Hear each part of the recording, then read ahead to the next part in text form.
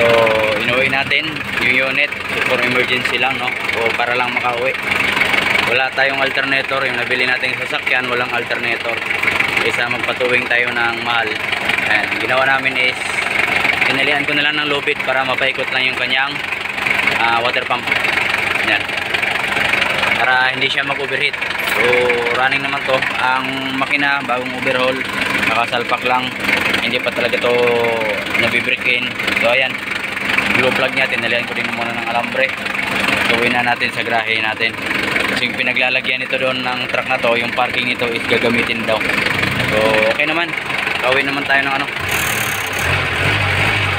Ayan, goods naman, nakawin naman tayo dito, walang problema kahit na wala tayong alternator.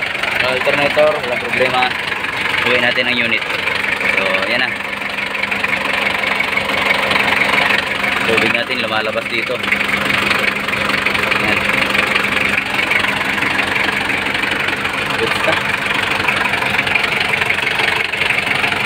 So ito yan, pang malapitan lang to, siguro mga 5 kilometers pwede na. Pero kung mahaba, magdi-discharge yung inyong battery, pwede rin nyo rin tanggalin yung laman nitong shut-off valve para walang konsumo ng kuryente, no. Hindi nga lang kapag emergency, hindi mo mapapatay, kailangan mo sa cambio o kaya i-choke mo dun sa intake manifold.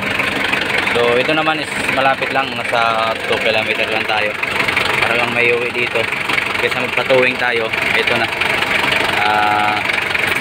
tinalian ko na lang ng belt. So ayan na muna natin siyang umandar. Okay, break in na rin niya kasi hindi pa nabi-break in to. Mula nung in-overhaul to, sinalpak lang yung makina, tapos kabit na. Nawawala kasi yung alternator nito.